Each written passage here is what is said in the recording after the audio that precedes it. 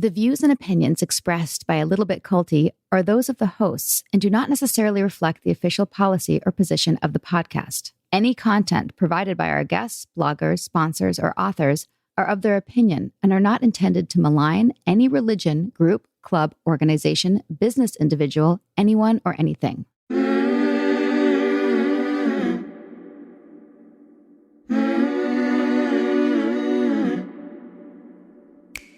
Welcome to A Little Bit Culty, a podcast about what happens when something that seems like a great thing at first goes to the dark side and takes you with it. I'm your host, Sarah Edmondson. And I'm also your host, Anthony Ames, a.k.a. Nippy. Sarah and I met, fell in love in a, quote, self-help organization that turned out to be a mega cult called NXIVM. Heard of it? We got out of there together, and on our way out, we helped shut it down.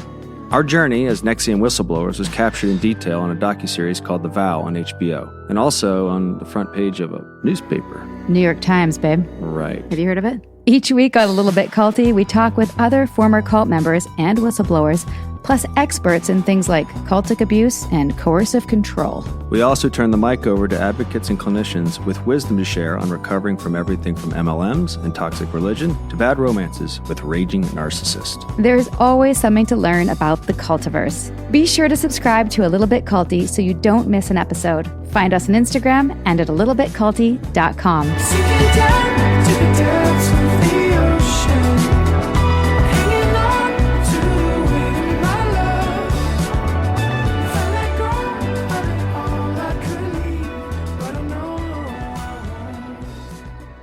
Good morning. Normally you start the podcast with, good morning, how are you? Is that what I sound like? Well, no, I mean, nobody can imitate you. I don't know if that's a compliment. We can imitate your pose. I have a good Sarah Edmondson pose, which you're not going to be able to see until we're on YouTube camera. This was a fun episode to prep for. Nippy and I got to take a little break from the normal cult content prep, and we watched season 3 of Succession. Right? To prep, which is a show that we love. And we thought, we're taking a break, but it's also related to this episode. And lo and behold, I don't want to give anything away, but there's somebody who has initials tattooed into their forehead. And guess what those initials are? What, Sarah? KR. Kendall Roy, the name of the lead in the, I don't want to give it too much away, but spoiler alert. You kind of gave away a big, okay. Spoiler alert, skip ahead 15 seconds. But I thought, is that like a nod to NXIVM or is that just a total coincidence? I think Succession came out before all this chaos. No. Succession season 3 came out after NXIVM was in the headlines. They were filming this during Kendall, COVID. the character, was written. I know, but why did they put the initials on his head? Good writing? Good writing. All right. So our guest today, we met and have a kind of bizarre connection. I'll let him explain because I think it's kind of funny. But Cameron Herold I've actually never met him in person, even though he lives in Vancouver, and I will blame the pandemic on that one and his busy travel schedule. He's always in various exotic places as a speaker. He's actually known as the CEO Whisperer. He's the founder of the COO Alliance, author of 5 business books, including Vivid Vision, and the founder of the Invest in Your Leaders course. He's been paid to speak in all 7 continents, including Antarctica, and is the former COO of 1-800-GOT-JUNK, which was ranked the number 2 company to work for in all of Canada, and twice ranked number 1 to work for in BC. It even became a case study at the Harvard Business School. He's coached dozens of real companies globally and is known for creating world-class company cultures. The publisher of Forbes magazine, all comes full circle, said, Cameron Herold is the best speaker I've ever heard. Cameron has likely said this quote on stages hundreds of times and now regrets it. Quote, to build an amazing company, it has to be a little bit more than a business and a little bit less than a religion. It has to be in the zone of a cult. End quote. He joins us today to talk about how and when company culture goes too far and becomes culty, and what makes a company culture a healthy one. Without further ado, Cameron Herold.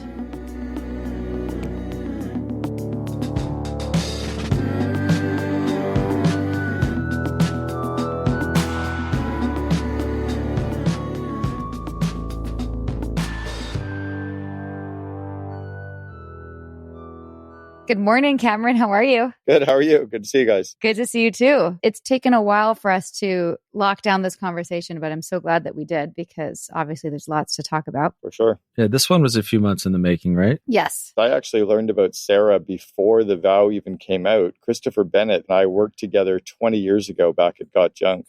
And Sarah and I were both on his podcast when he was running the Vancouver Film School. You might want to tell this part. What is our other connection other than the fabulous Christopher Bennett? So Edgar Boone and I, Edgar was a part of ESP, which became Nexium, I guess. He opened up Mexico. Yeah. So I met Edgar in 2007 at a program that the Entrepreneurs Organization hosts at MIT. And I've taught there for 15 years. And Edgar and I were in the same class for 3 years at this MIT EO program.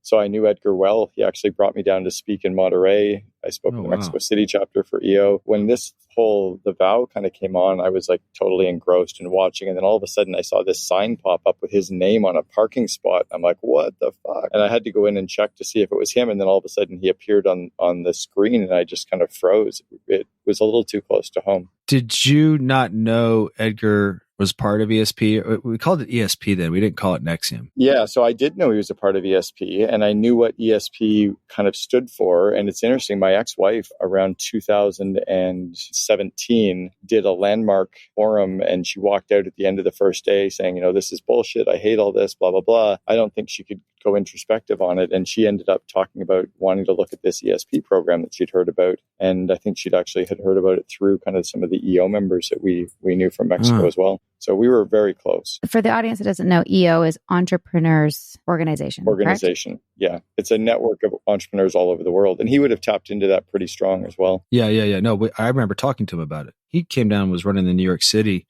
Center while I was there for a lot of it. And so Edgar and I worked together, here and there in New York. He was a field trainer. Great guy. We used to be really close, I would say. And I'm devastated that we haven't spoken since shit hit the fan. I sent him a message 3 days ago or 4 days ago telling him I was back on the podcast with you guys and haven't heard anything yet. You probably won't. Probably won't. Well, we've heard back and forth from each other. This might close the door a little bit, but I'm going to still try to keep the friendship going. Yeah. Well, he's a good guy. And I think, like all of us, we had to reconcile something. If you don't reconcile it, you're not willing to. It's going to be a longer and more arduous journey, I think. Mm-hmm. It's interesting that that's our connection, but also when we were in Nexium, he was touted as, like, at least the story we were told is that he used to be, they called him like the Tony Robbins of Mexico. And he was running personal development seminars. And then when he came and did ESP, he said, the rumor has it that he said to Nancy, this is either a big piece of shit or it's the best thing in the world. And by the end of his 5 day, he's like, this is the best thing in the world. And I'm going to bring it to Mexico. And so he was sort of like the head sales. We called it a field trainer for Mexico. And everyone that's in Mexico is there essentially because of him. Sure. And so I had heard at the time, like the numbers that was touted was that he was making like $75,000 a month because of the MLM structure of it. He recruited so many people, and he was getting commissions from all those people. It's hard to walk away from that kind of income and also to admit later, wow,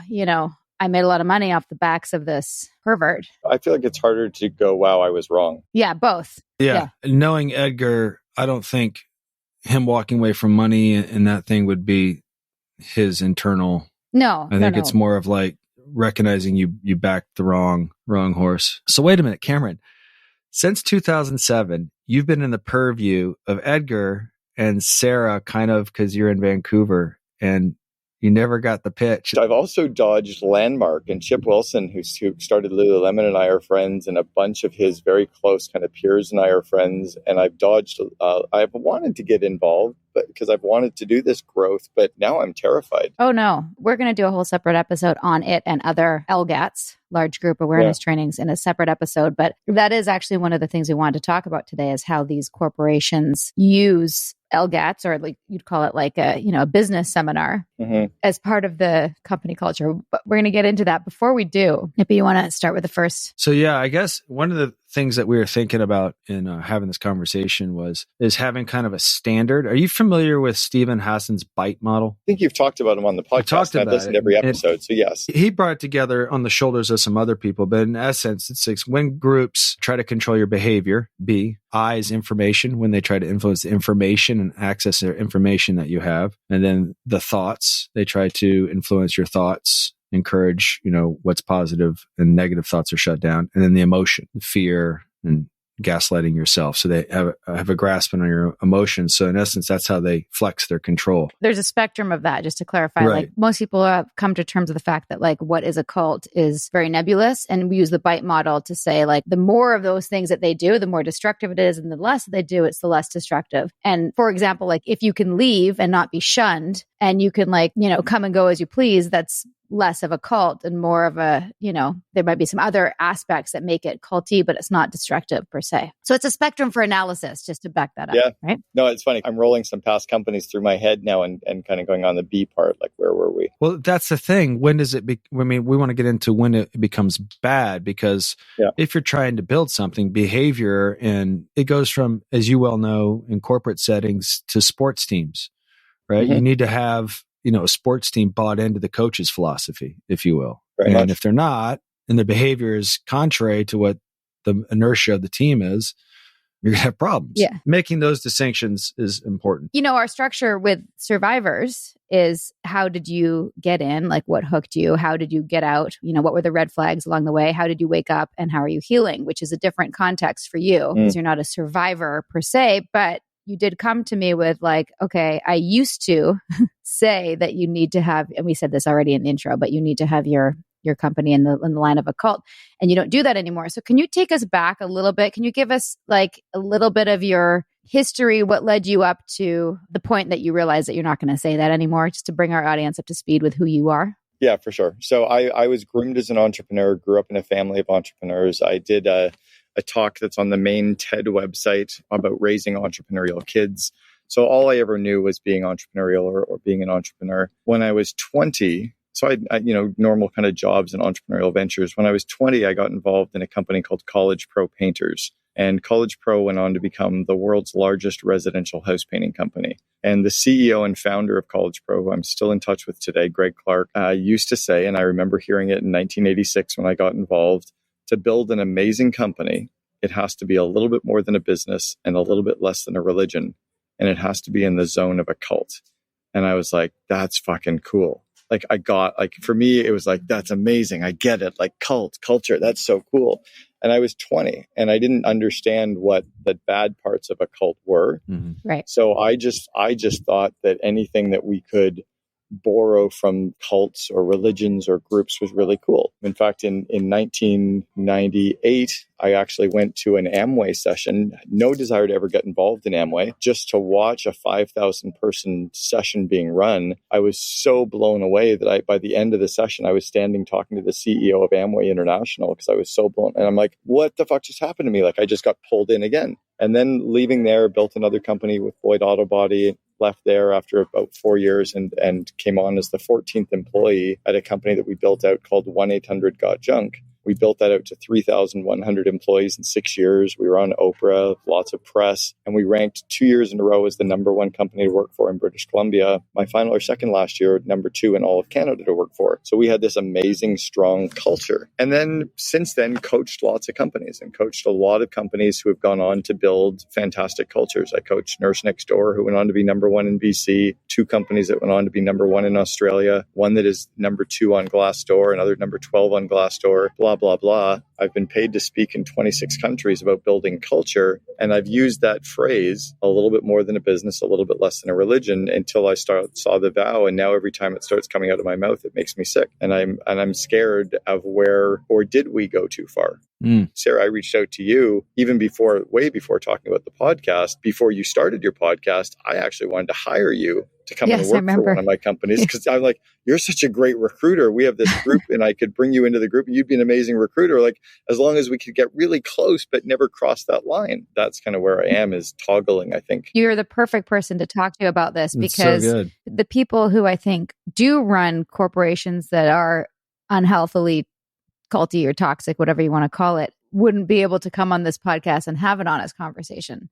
Right. I think when you say you feel sick saying it, I think that's a good indication. If you go like, hey, that's not right. I think it's also an indication of you're the type of person that's not going to go down the road of abusing the powers that you have as a result. So I don't think I ever abused them cognizantly, but I'm curious whether we abused them without knowing, thinking that what we were doing was building an amazing culture. And then now looking back through a different lens, going like, was that okay? Like when we really push core values constantly, and you mention core values in every meeting, and you celebrate core values, and you high five on core values, and you talk about core values in daily huddle, is that culty, or is that just a really good company? Well, let's figure it out. Right?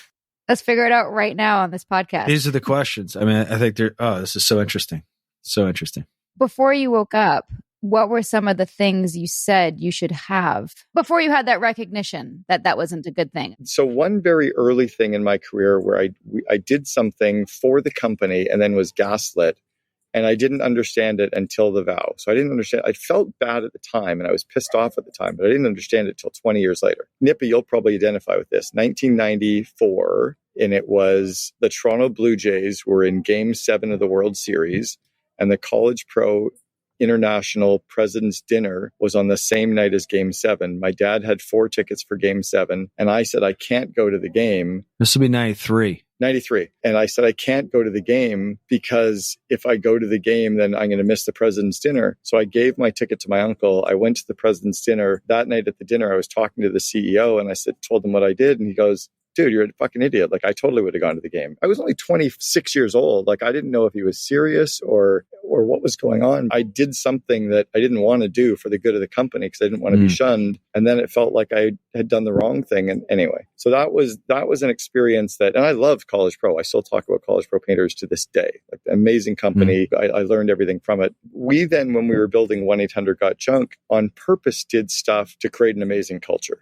Like, I wanted to create a magnet for employees. So everyone wore branded clothing. We taught people when you sit at an event where to put your jacket so the logo on the back of the jacket gets seen the most. We gave everybody nicknames. You guys know Christopher Bennett. His nickname is High Gloss. He'll kill me for saying that out loud.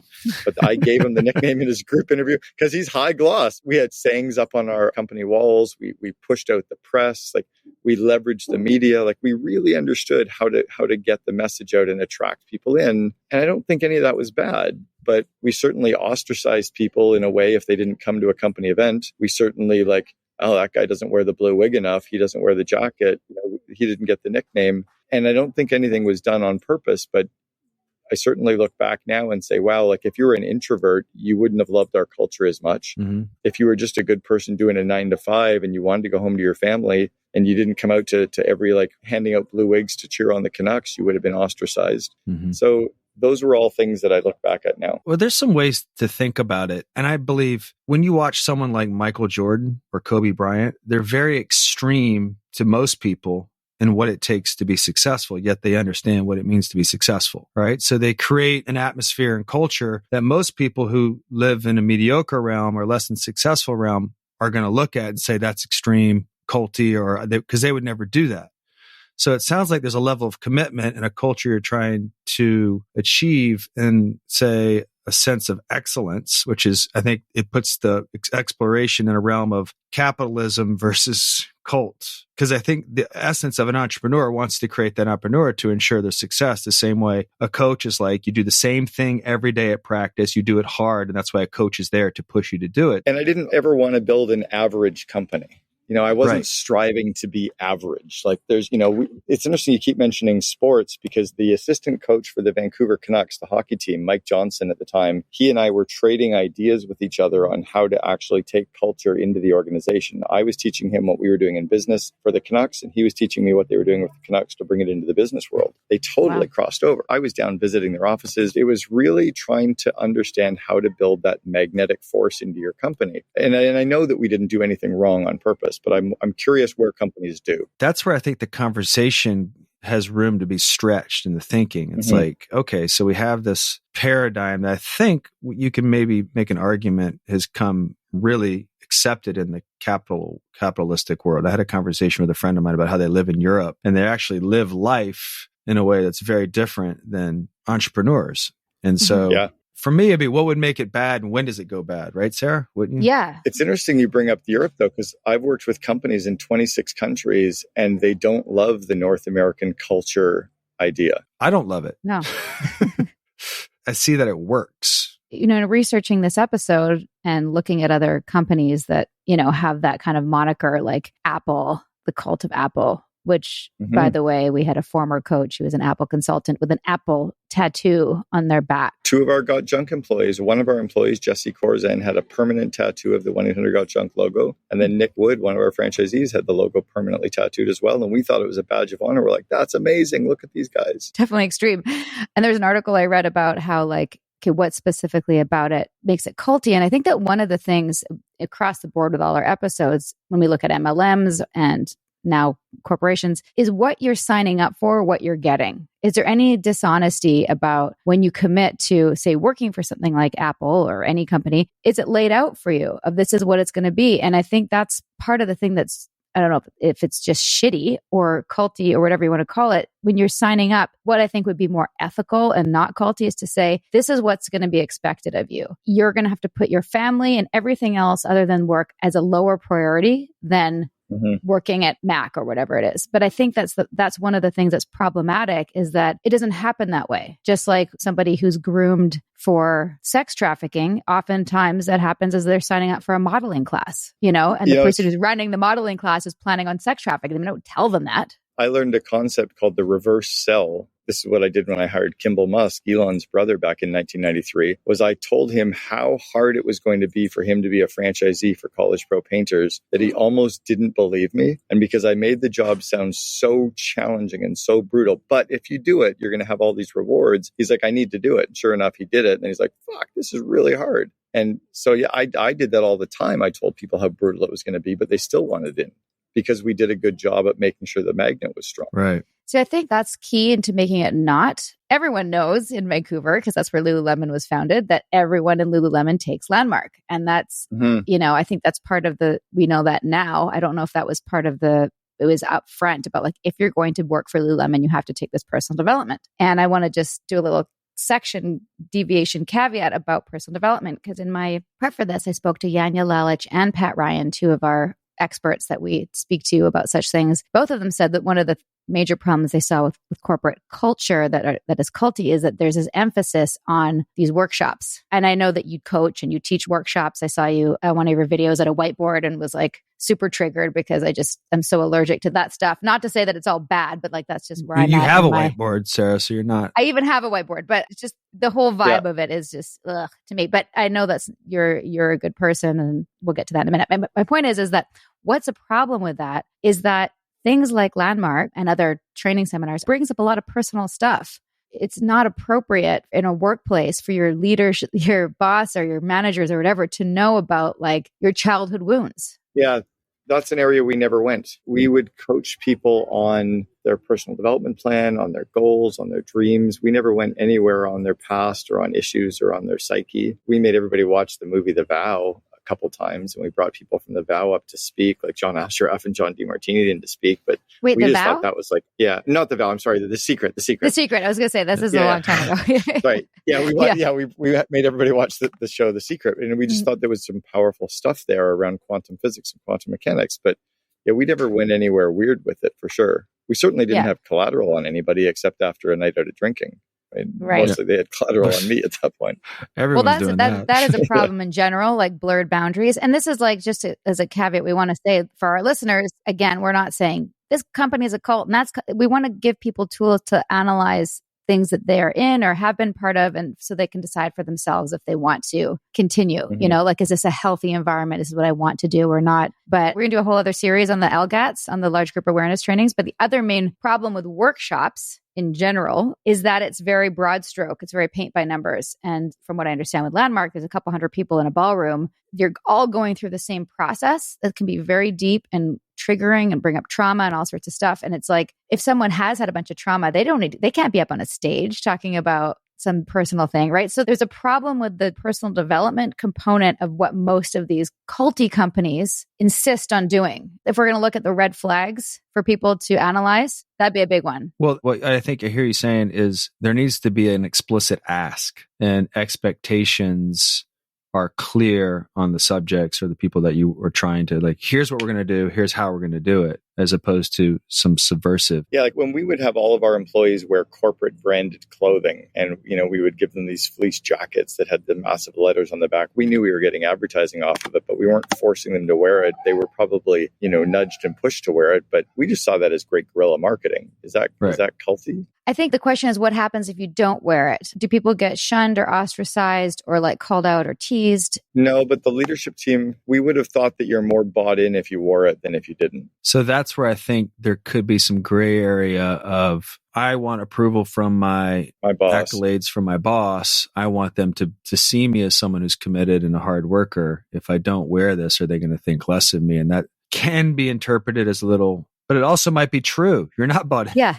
So. Well, there is a structure. Like in any company, there is an authority ranking structure, right? And that's the problem, is that if somebody comes in and wants to please and is willing to do things to like go up the ranks, that's on, to a certain extent, is on them. But it's also, as a leader, they're specifically choosing people who are going to be obedient and fall in line. That's where the abuse of power comes from, is like if someone's going to hire someone who they know they can manipulate so that they can have their needs met as the leader. I don't think a company would ever excel if that's who they were trying to hire either. See, there we go. You just don't do well. And if you're communicating as a leader that if you don't do this, this doesn't happen, a certain cancellation, or they don't get to move up if they don't behave in a certain way. And also from the research I did, it seems like a lot of companies have a whole process around the enrollment, like the hiring process to begin with. Like there's things that you look for in a potential recruit right from the beginning. And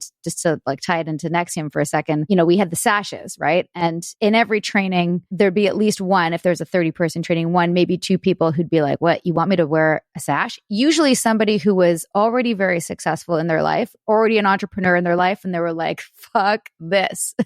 Or they'd grown up like Jehovah's Witness, or they'd grown up in a setting that was a potential call, and they saw the red flags. Either way, one of those people would say that, and we would let them leave. Yep. And Keith would say, it's good that you got them out because they'd be a bad apple, and that he'd call the sashes the guardian at the gates. And we thought it was because they couldn't pay tribute to what he had built, because the sashes were like the ranking system of one's growth. If they weren't willing to call him vanguard, it meant he was suppressive. Or it was another issue. Yeah, but my point being that now I see it as he's weeding out the non-compliance. He was weeding out somebody who wasn't going to go along with it and be like, more malleable.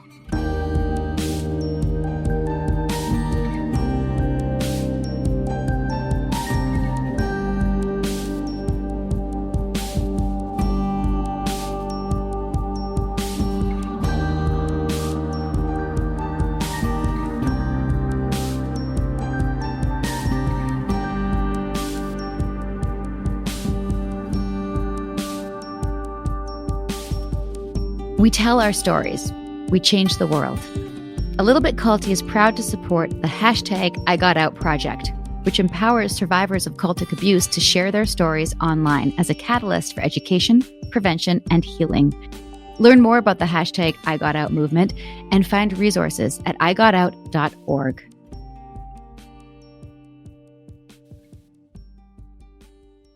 Meals bring people together, but for many families, providing their next meal can be a challenge. You can help by participating in Macy's annual Feeding the Hungry food drive. All proceeds go toward local food banks and families. Now through January 31st, you can purchase an icon in-store or online, or watch out for the blue Feeding the Hungry shelf tags, where a portion of your purchase will be donated to local pantries. Together, we can combat hunger in our local communities at Macy's. This episode is sponsored by BetterHelp. What are your self-care non-negotiables? Maybe you never skip leg day or never miss yoga. Maybe it's getting 8 hours of sleep. I mean, that's my personal and everyone's dream, isn't it? Well, I definitely have some non-negotiables. Like, I'm in Vancouver right now, and I'm spending literally as much time as I can outside in nature.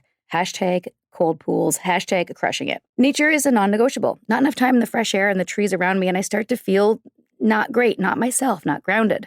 Therapy day is a bit like my nature walks. I try to not miss it, and I know I'm just going to feel so much better all around if I make it a priority. I get so much out of it. It helps me put my worries and anxieties in their rightful place and helps me clear my mind so I can focus on what I really need and sometimes what I don't need. Like, I don't need to be overbooking myself just because I hate to say no to people. You know what I mean? Thanks, therapy. Thanks for helping me see that. And if you're thinking of starting therapy, Give BetterHelp a try. It's entirely online, designed to be convenient, flexible, and suited to your schedule. Just fill out a brief questionnaire and get matched with a licensed therapist. And switch therapists anytime for no additional charge. Look, even when we know what makes us happy, it's hard to make time for it. But when you feel like you have no time for yourself, non-negotiables like therapy are more important than ever. Never skip therapy day with BetterHelp. Visit betterhelp.com/culty today to get 10% off your first month. That's BetterHelp, HELP.com/culty. I was taught back at College Pro Painters, and I carried this forward with virtually every brand that I've tried to build into these magnets. One of the traits you hire for is affiliation, people that want to be a part of a group. And those are people that were a part of their church group. They were a part of student council. They were a part of a team. They were in scouts or beavers or whatever, Girl Guides. And if you can get people that like to be a part of those groups, which was me, all in my whole life, great, like I said to you at some point, Sarah, like if I had met you two, I would have been so deep into this, like, because it was so up my alley. Like I would have been chasing down the next green sash or whatever, like was above. That's been, I was like the top cub, the top scout, like the top of student council, president of my fraternity. Fuck, it was like, bring it on. I wanted to be in all of it. And I didn't see any of that. But so I've taught companies to recruit for that, because if you hire people that want to be a part of a group, they'll wear your branded clothing. They'll come to your retreats. They'll come to social hours. They'll be at the company picnics.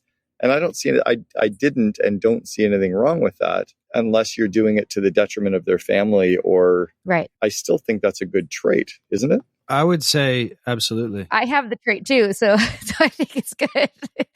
There are downsides to it, so let's figure that out, right? You know, if you look at a great politician, they see the office as something that they serve, and they become great statesmen. Right. And it's for whatever it is that they're doing. The bad ones want the office for themselves, and the office is to serve them. So I would make a case that, narcissists and all those people, like they have a front of this group that's all these things, and he's serving it. But if you're truly a good leader, you recognize how you serve it, and that company should be a reflection or take on the personality of a leader done right. Right. So you're probably not imbuing it with any sort of abusiveness. Yeah, agreed. Because there has to be structures and hierarchies in society and systems in society that do serve the purpose that they're set up for. Like, I don't think what you're doing is bad. I don't think so either. I was just going to say, like, what was bad for me, and this is like, I think slightly different for you, Cameron, because you didn't get into a cult. And I'm really glad I didn't meet you in 2010, because I absolutely would have recruited you. But or vice versa. One of us would have recruited. Yeah. But like, that desire, and I've had to do a lot of obviously self-reflection in my healing process, but my desire for community and my desire to belong and be a part of this thing blinded me. That's what I had to come to terms with. Because I was so bought into that whole thing, I was like, no, that can't be bad. No. Also, you were used. Yeah. But like, we're looking at the whole dynamic of corporate culture. And I know you haven't seen it, Cameron, but there's this movie, The Circle, with Emma Watson and Tom Hanks, which I think I saw when I was in NXIVM. I'm pretty sure. We did. We didn't finish it though. We didn't finish it because I don't think, in my opinion, an excellent movie per se. But I remember thinking, she joins this company that's kind of like Apple, you know, and she walks in and it's like super tech and community and supportive and all these, like, they support her dad who's got MS, and it's like your family now. And like, I was like, you know, I can totally relate to her, right? Like, I would be fully bought in. And I've had experiences like when I walked into EA Electronic Arts here in Vancouver doing voiceover and motion capture and seeing like the cafeteria and like everyone's playing soccer at lunch, and it's a vibe. And it's like, this is fucking amazing. Been there. Right? Isn't the EA amazing? It's amazing. Right? And also the Lululemon headquarters down in Kitsilano. Yeah, we took people for tours to their Burnaby location, and we would have people come into the tours of our 1-800-GOT-JUNK location to show them what amazing was. Yeah. EA was spectacular. I've been to the head offices of Google and Microsoft, and I'll tell you, Google is a culture, like a great culture. Microsoft's like a morgue. You walk through Microsoft, it's like there's no energy, there's no enthusiasm. It's like meh. And that's Google, why I don't use any Microsoft product. Right? But Google decided culture was critical, and Microsoft never had the discussion. Microsoft just always focused on product. And it's definitely bleh. It's for people who are bleh. Sorry for my friends who use Microsoft, but you are bleh. Their offices are all single little offices. They're like little tombs or little crematorium, I don't know what crematoriums, morgues, whatever the hell they are. You know, they're these tombs, and it's single person beige offices in these halls. And then you walk into Google and it's like open and there's energy and it's cool and it's fun and people, it's the same people. It's all computer engineers. Right. So I don't think culture, when people say, oh, it's the cult of Google, no, it's just a really fucking great company. But I think there is, I want to know where that line is where they go too far. I think one of the lines is when your work life becomes the absolute priority to the detriment to your other values. And that's not what you planned on. And you get to the point where like you can't succeed in the company unless you make that change. Well, that's every lawyer. Right. Okay. This is great. But wouldn't you say that excellence demands a certain amount of your time? Yeah, but if you were agreeing to that from the beginning, I think that's the part that's problematic. Like when you're saying, I'm committing to this and I know that I'm putting it first above anything else forever. The caveat to that is, let's say Cameron hires us and he enrolls us into the vision, right? And then we start to recognize, I really want to do this. And I'm 2 years in, I recognize, you know what? I need to spend X amount of more hours a week because I really want to achieve this thing. But do you want to, or you feel like you have to? I don't know. Like you coerced into it? Even as we're going and we're building what we're building, Sarah, we start to recognize, oh, I want to do this. That's going to require a little bit more time. We realize it takes more time when we decide that we're going to do it. There isn't somebody above us dangling something and abusing their power to extract something for us for their benefit. Okay. Employees can quit and go to another company, though. It's much easier to quit a company and go somewhere else than it is to quit a cult. Yes. If you can't quit, or if you feel like you can't quit, or there's like some major downside. I've always had an issue with that. Like, just quit. It's like, I can't move. No, you can. Like, you can just move. Well, there's some sort of force or abuse of power that goes on and the other person doesn't know it. I'll share something that actually has divided families with company cultures. And it is similar to, I think, what happens inside of a cult, like with you and with Nexium. And it's all of the acronyms and the phrases that mean something inside of the company or inside of the cult. We had all of these things that we did and phrases that we used. And, if I said that we had daily huddle near the garage and we were all wearing our blue wigs saying who does what by when and finishing with our huddle, you'd be like, what the fuck are you talking about? And I think the spouses and friends felt like outsiders to the insiders of that culture, right? Like also if you feel better about yourself because you have that dialogue or that lingo, right? There's a righteousness. No, it wasn't I was excited because everybody else was in these dead end jobs and I always liked the companies I was building. I've always admired companies that had strong company cultures. Okay. So let me devil's advocate that. Let's say, I hate to keep bringing it back to sports teams, but I think it's a good thing. When you go to a sports team, I'll give you an example. Strong, right? 82, cross, shoot, Z, motion on A. That's a language we all have when we get into a huddle and then clap and then go run a play. And then we go home, take showers, and we go with our families and we don't even talk about, strong, right, 82, cross, shoot, right? And that's why football teams score more than soccer teams because they all run around on the field without having a huddle. You need to have a huddle. You don't know what you're doing out there. And we had a huddle. You know that.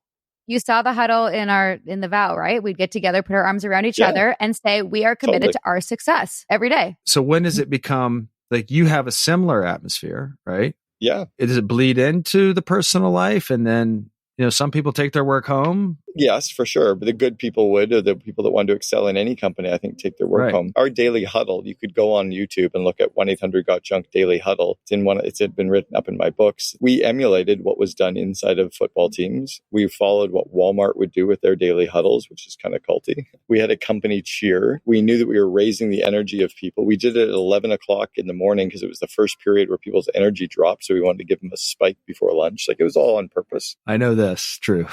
11 o'clock is that witching hour.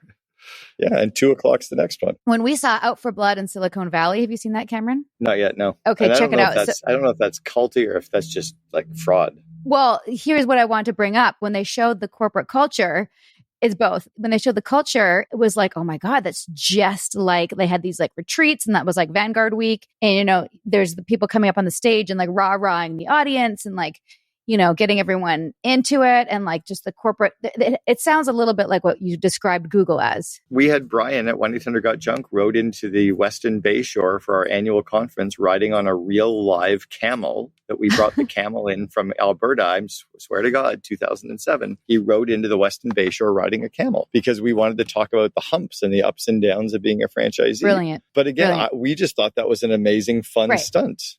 Right. So go back to Theranos for a second. She was lying from the beginning. She owned it in the things in the documentary saying, I'm doing fake it till you make it. right? And not like that's a major problem if the person at the top is presenting one thing and actually doing another. So I think like all of those things that you've mentioned aren't problems in and of itself. It's like, are you doing it though for another purpose? Yeah, like if Cameron's starting his business and he has a culture that thinks they're in line with the vision and Cameron knows that's not true, there you go. Yeah, I've actually codified something. I have a registered trademark called Vivid Vision, which is a 4 or 5 page description of your company 3 years in the future. And we try to share that with all the employees, customers, and suppliers. So everyone's bought into the future, into the dream of what we're building, excited about what we're building. That's kind of culty, right? But it's also powerful and it aligns people and it's amazing. I watched your TED Talk about that. And I have to tell you, I'm pretty sure that Keith saw that TED Talk and stole it because he has this thing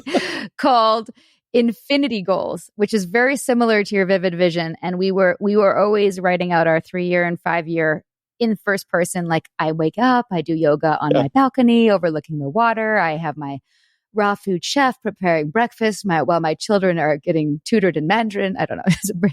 So Cameron, you contributed to our curriculum. I can tell you where Keith learned it, because he would have learned it from Edgar, because I taught it to Edgar in 2007. Originally, it was called A Painted Picture, and Edgar heard about it in 2007, 8, and 9 from me. So he probably would have related it if they got to Keith. That might be. Isn't this crazy? The interwovenness of Nexium and Cameron Herold.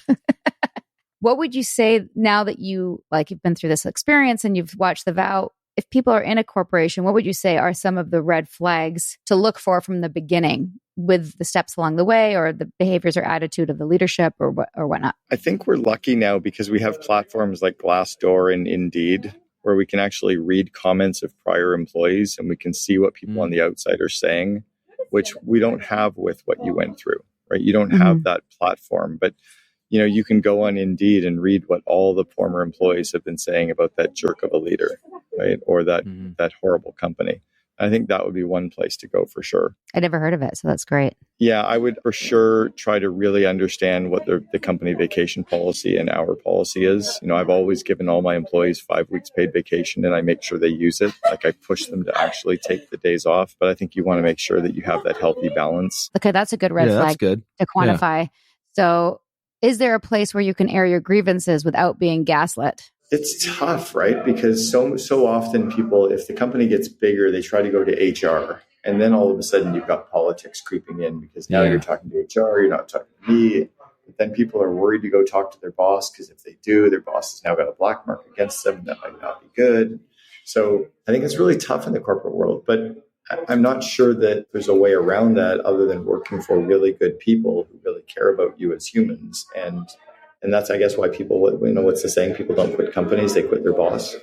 It is a fine line because I think one of the things that is problematic, if you can't express a different opinion without being punished, like if conformity is the only option, then that's a huge red flag. Like if you feel like you can't speak freely. I think that's true sadly, of a lot of larger companies. My fiance used to work for Ticketmaster and was always talking about the politics, sadly, inside of the organization where senior leadership would never truly say what they felt because they were always having to try to stick handle around all these other issues, which is, I would die. I would get slaughtered in a corporate world. I actually, at one point, I coached the CEO of Sprint who went on, we talked about WeWork in the preview, but he went on to become the chairman of WeWork after the whole falling out of WeWork. I would have gotten destroyed at Sprint because I could never be a political person, right? I'm always this entrepreneurial environment. But I think in a lot of companies, politics, once you get past 200 employees, I think politics is sadly part of the culture. It sucks. So having to be guarded around your boss,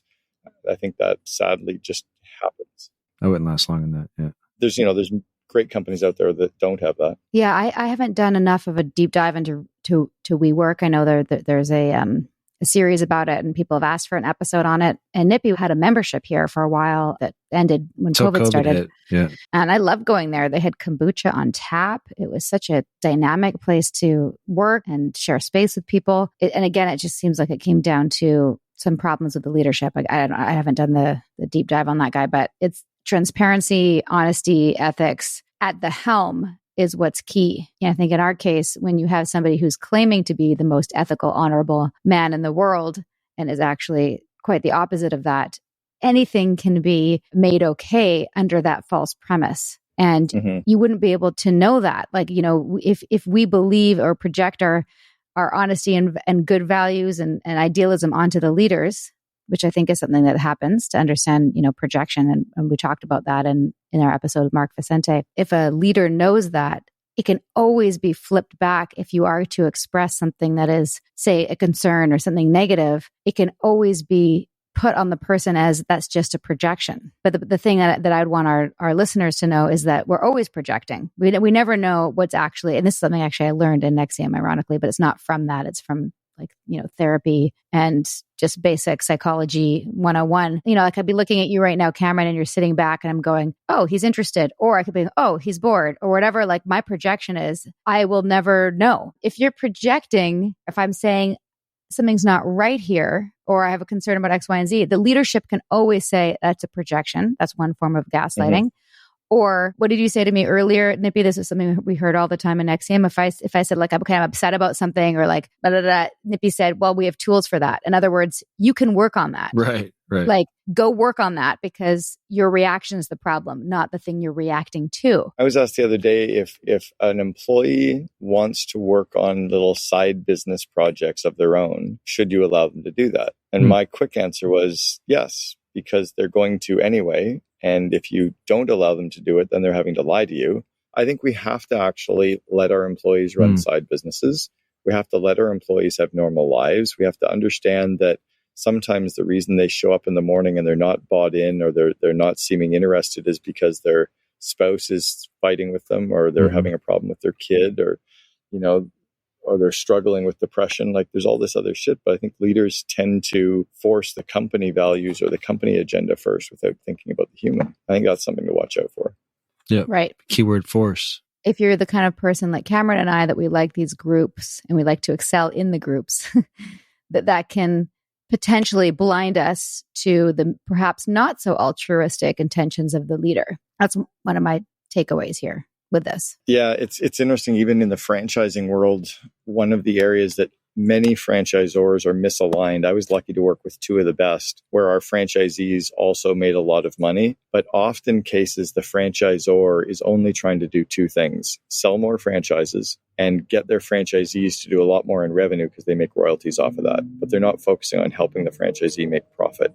And they're driving the franchisees' relationships, avoid your family, work harder, work weekends, work nights, come to the company picnic, fly the flag, drive the truck, only for the sake of the franchisor. And I think it's dangerous too. And I think probably like as a tip to our listeners who are trying to figure out where they stand with a particular group or company or whatever is, have they actually done a thorough background check? Nippy was doing some classes with Grant Cardone for real estate. And then like somebody pointed out that he's also a Scientologist. Right. But he's not upfront about that. I bought the real estate book. Well, then I recognized every other purchase he was selling his sales pitches. He wasn't actually providing. It was purchase my sales pitch, and where I could have gotten the same intel on YouTube. And then there's an aggressive follow-up phone calls from people. I heard that guy calling you asking to like sign up for something. And once I've been in sale, I'm like, ew, Barfarama. Like it was. Click. All of his programs are leading you into the next program. And right now, his entire funnel is leading into all of his real estate developments. Everything's leading into participating in his real estate deals. Max out your credit card, invest in real estate. It's really scary. I've shared the stage with him 3 times at major conferences where we've both spoken at the conferences. It's horrifyingly scary. He also shames you for not doing it. Yeah. He's like, where are you going to put your money? Here. He's like, boom, boom. And he tells you why they're all bad. Yeah. He doesn't deliver a lot of content on the stage. He does. Great business guy, but dangerous. Yeah. I think. And look, the book that I bought, which was like $199 or whatever it was, with like, it wasn't much. Great beginners kind of like content on real estate and the ecosystem and stuff like that. But then I felt like anything past that was the same thing that I just did. So it had the same feel. Yeah. He's also teaching that you don't really have the skills to do real estate, but if you put your money into his real estate deals, then you'll do well. Hey, culty listeners, lovers of cult-busting content, ALBCers, culty kids. We've gotten a lot of requests to put up a link where people can throw some funds up behind the podcast and help support what A Little Bit Culty is doing. And you know what? That's a great idea. Thank you for that. And as we've gotten to know other podcasters and learn more about this whole podcast thing, we've been learning that it takes a whole lot of different resources and different sources of revenue and listener support to keep it rolling. Sponsorships and ads and the occasional appeal to amazeballs listeners like you. That's why we added a way for anyone who wants to support the show to do exactly that. You can go to alittlebitculty.com/support or the link in our Instagram bio, or smash that link in our show notes to make a one-time contribution or a recurring one. We will pay your support forward with a galactic level of love and light and healing resources, of course. Again, it's alittlebitculty.com/support, or check out the link in our Instagram bios. Next up, we really got to figure out what to call you, our listenership. ALBC Nation? Flying Monkeys? We're going to have to workshop that. Thanks, guys. The Frankies were a picture-perfect influencer family, but everything wasn't as it seemed. I just had a 12-year-old boy show up here asking for help. He's emaciated. He's got tape around his legs. Ruby Frankie is his mom's name. Infamous is covering Ruby Frankie, the world of Mormonism, and a secret therapy group that ruined lives. Listen to Infamous wherever you get your podcasts. Meals bring people together, but for many families, providing their next meal can be a challenge. You can help by participating in Macy's annual Feeding the Hungry food drive. All proceeds go toward local food banks and families. Now through January 31st, you can purchase an icon in-store or online, or watch out for the blue Feeding the Hungry shelf tags, where a portion of your purchase will be donated to local pantries. Together, we can combat hunger in our local communities at Macy's. That's the thing. There's a trick. There's always a bait and switch. Yeah, you're just buying my book. And at the end of the book, you're going to want to do more. It's the same thing that I've seen with Landmark. And again, we'll do a deeper dive. But it's like you're just taking this 3-day weekend workshop. And in the end, if you really want to grow, you're going to do the next one. And the next one, and the next one. Because I would love to do that inner work. I would love to do that personal development. I'm terrified that I would get sucked into the next and the next and the next. You know what somebody said to us when we left? It's like, it's one thing to take a workshop like that and use the tools in your life. When the tools become your life is the problem. And that's what I see, like, you know, with all of these things, especially the large group awareness trainings or the seminars. And we've talked a lot about this in our last 2 seasons is, you know, what's the hook and what does it actually end up being? And if it is a lifelong program, something you can never graduate from NXIVM, there's always another sash. Mm-hmm. Is that why all these groups are pointing to the 1 or 2 people who are uber successful in their real life? And there's, you know, like, Christian Science must be good because Tom Cruise is a member or Grant Cardone is a member. I think so. They did that with me too. Like, look at Sarah. She used to be living in a basement suite, aspiring actress. And now she's making 6 figures and, you know, blah, blah, blah. Sarah can do it. Anyone can do it. We always did it with our franchisees. You know, I was one of the franchisees that they pointed to at College Pro Painters of having been so successful. My sister was super successful. And at 1-800-GOT-JUNK, we pointed to, strangely enough, our number 1 franchisee was a former College Pro Painters person that I brought into 1-800-GOT-JUNK, who became the biggest franchisee. But I was always pointing to them as role models and leaders. Not that you couldn't get there, because now we've probably got 50 franchisees that are doing what Paul used to do when I was pointing to him. Well, you weren't lying.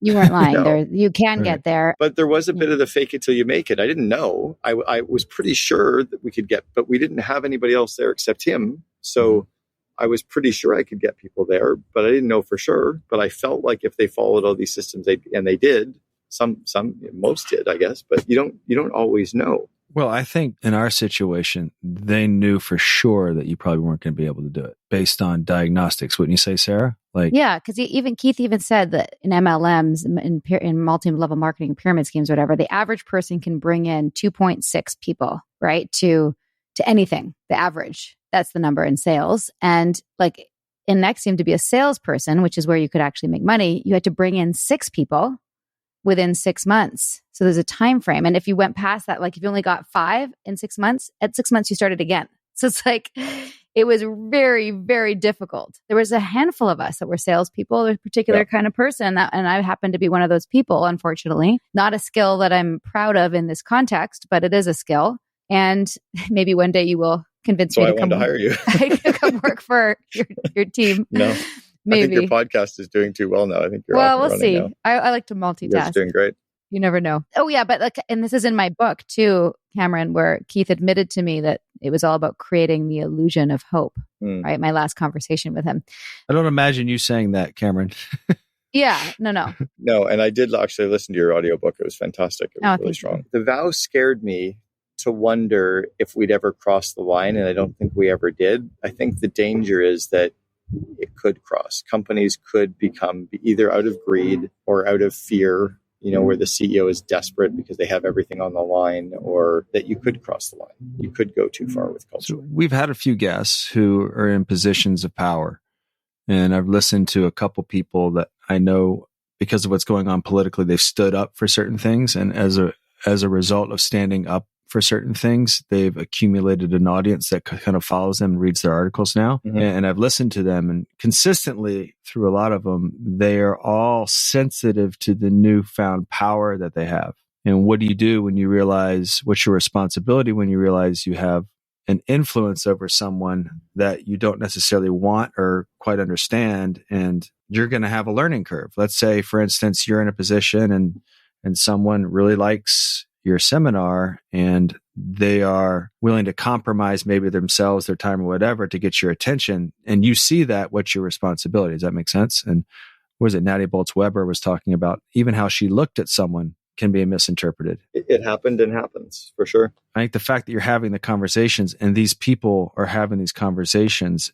is an indication of you're not the kind of person that wants to abuse or is interested in abusing that position. No, but not at all. But I am definitely the kind of person that still believes that a great company culture from the outside, people might say it's a cult. And from the inside, I think we have to be careful. That's a good segue to your cult thing, Sarah. What's the bad thing? We were taught in our first 5 day that people are going to say that we're in a cult. And we were armed with the response, which is that when someone's accusing something of somebody, you say what it is. Like if they're killing people, they're murderers. If they're stealing, then they're thieves. But saying it's a cult is just saying there's sort of this wash of it's bad without actually saying what the bad thing is. And so we were like, what's bad about what we're doing? We're wearing sashes. We're happy. We take long walks in the neighborhood and the neighbors don't like that. Like, okay, it's a culture. It's a culture. Yeah, we play volleyball at night. We don't sit and watch reality TV. Yeah. Like I'm in a cult. Great. It's a cult of happy, successful people. And I fucking love my cult. That was my response. Nippy, I feel like normally we do word salad in the outro, but I feel like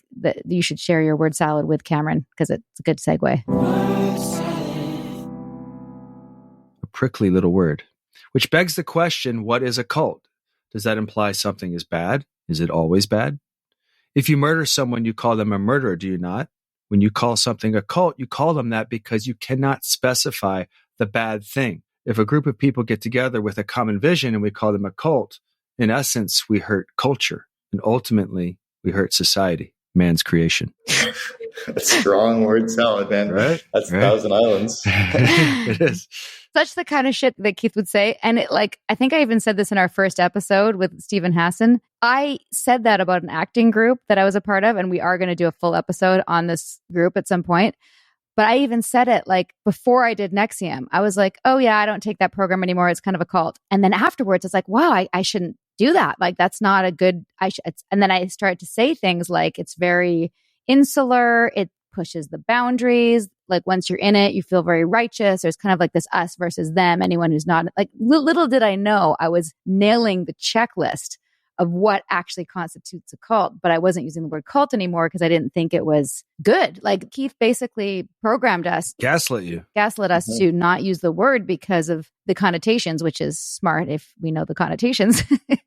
Well, right? And armed us with a good defense. And it was a good defense. If it was true that we were a humanitarian group trying to do all the idealistic things we thought we were trying to do, and Keith was who he said he was, then that would be true. But the fact is that it wasn't true, and it was a defense strategy. It's a deflection. May have been the intention in the first couple of years, but he sure went off the rails afterwards. No, he planned this from the beginning. We have lots of data to prove that now. Yeah, one of the things Sarah and I were talking about, are these things conscious or unconscious? And I think with Keith, in Keith's case, it was totally a conscious thing. It was very well planned out. Yeah. There are leaders of other groups that we've explored who I really do think had good intentions at the beginning, and then the power got to their head, or women being thrown at them it's going to have an effect if you're not a strong, grounded person. That's very different than a sociopath who's planning out how they're going to screw people out of their money and have a fresh supply of what.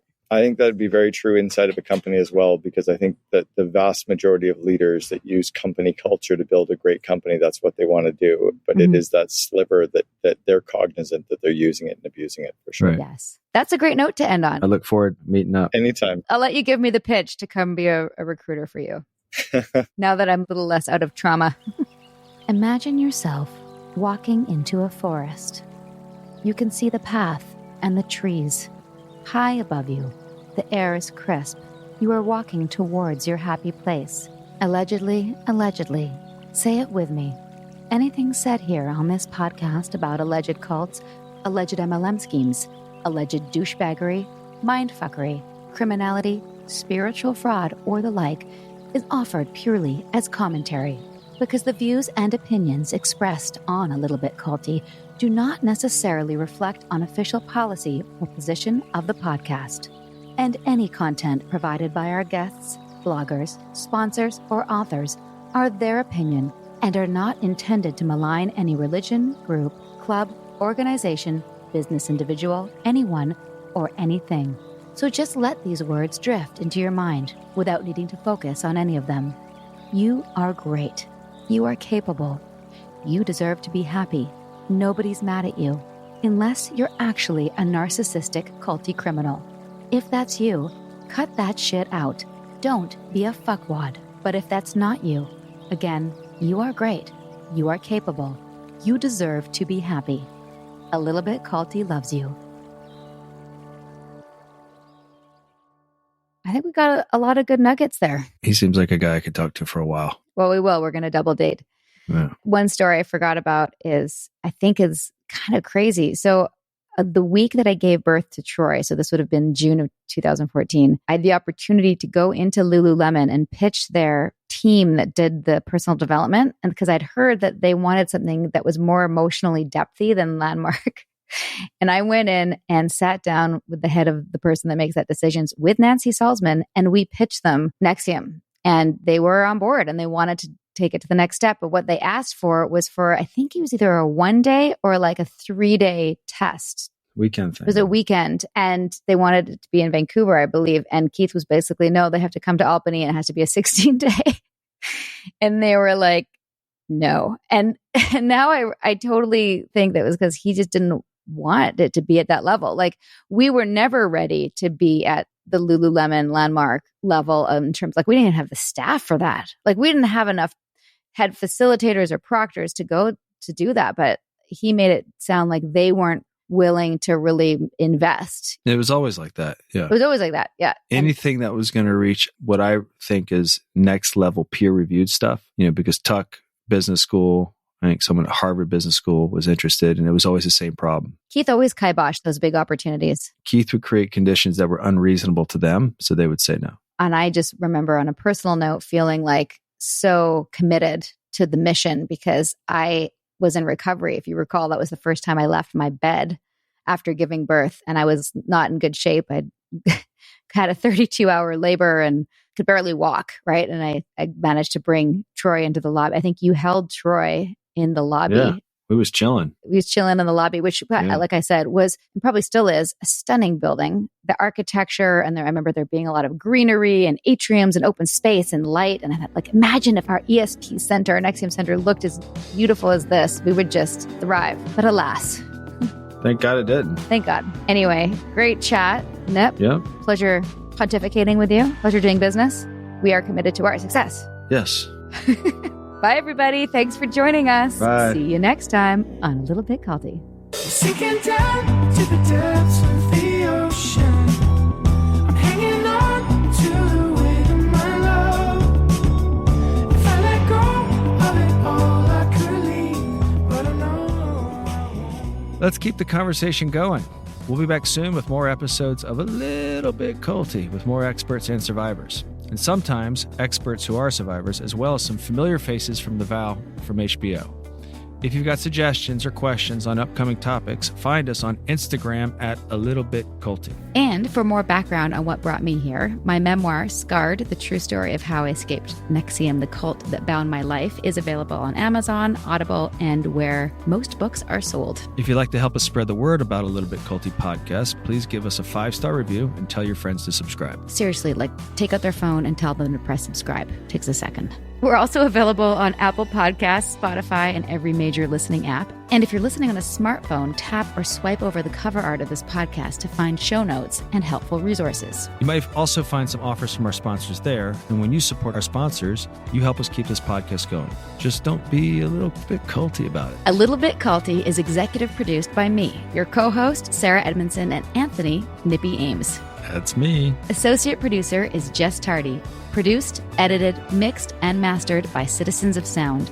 Our amazing theme song, Cultivated, is by John Bryant and co-written by Nigel Asselin. I'm Sarah Edmondson, and thanks for listening to A Little Bit Culty.